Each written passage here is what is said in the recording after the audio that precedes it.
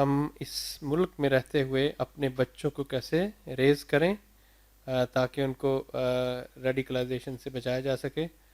اور دوسرا حصہ ہے ان کے سوال کا کہ بچوں میں ہم کیا کریں کہ وہ اپنے ریلیجن پر فخر محسوس کریں.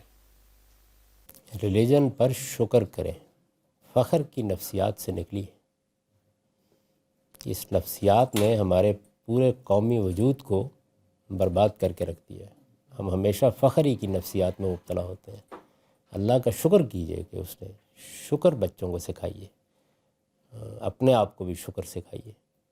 یہ فخر کی نفسیات بڑی خطرناک نفسیات ہے. یہ دوسروں کے بارے میں حقارت پیدا کرتی ہے. تو اللہ کا شکر ہے اس نے ہمیں ہدایت دی، اللہ کا کرم ہے، اس کی عنایت ہے، ہم اس کا شکر ادا کرتے ہیں. تو ایک تو اس لفظ کو لغت سے نکال دیجئے. اللہ تعالیٰ نے بہت وضاحت سے کہا ہے کہ ان اللہ لا یحب کل مختال فخور. فخر کرنے والے اور شیخیاں بگاڑنے والوں کو اللہ پسند نہیں کرتا. ہمیں جو تعلیم دی گئی ہے وہ صبر اور شکر کی تعلیم ہے.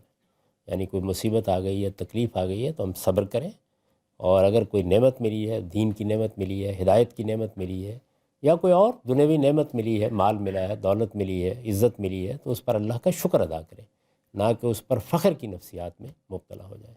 تو یہ لفظ تو اپنے لغت سے ویسے ہی نکال دیجئے کہ ہم اپنے دین پر فخر کرنا سیکھیں. ہم اپنے دین پر شکر کرنا سیکھیں کہ اللہ تعالیٰ نے ہمارے لیے راستہ کھولا، ہمیں ہدایت دی، ہمارے لیے وہ راستہ کھولا جس پر چل کر ہم اللہ کی بہترین نعمتیں دنیا میں بھی اور آخرت میں بھی پا سکتے ہیں. تو سب سے پہلی چیز تو یہ. دوسری چیز یہ ہے کہ آپ اپنے بچوں کو جو بنانا چاہتے ہیں گھر میں وہ بن کر رہیے. یہ نہیں ہو سکتا کہ آپ کی زندگی تو کچھ اور اخلاقی اصولوں پر گزر رہی ہو اور بچے کسی اور چیز کو اختیار کر لیں. بچے سب سے پہلے اپنے والدین کو، اپنے گھر والوں کو دیکھتے ہیں. ان کا آئیڈیل ان کے ماں باپ ہی ہوتے ہیں، وہ انہی سے سیکھتے ہیں. تو جو آپ اپنے بچوں کو بنانا چاہتے ہیں، میں تو جب بھی کبھی بچے کی پیدائش کی خبر دی جاتی ہے تو ہمیشہ میاں بیوی سے یہی کہتا ہوں کہ اب آپ کی لاؤبالی پن کی زندگی کا دور ختم ہو گیا. اب آپ کو ذمہ دارانہ حیثیت سے اپنے بچوں کے سامنے ایک اچھے کردار اور اچھی سیرت کا نمونہ پیش کرنا ہے. اللہ تعالیٰ نے یہ شادی کا رشتہ قائم ہی اصل میں بچے کے لیے کیا ہے.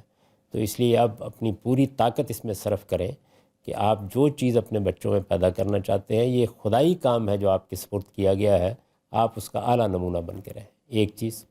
دوسری چیز یہ ہے کہ خود اپنے دین میں اپنے آپ کو ایجوکیٹ کیجئے. میں یہ لفظ استعمال کروں، ایجوکیٹ کیجئے. آپ کو معلوم ہو آپ کا دین کیا ہے، اس کا آرگومنٹ کیا ہے، اس کی بنیاد کیا ہے.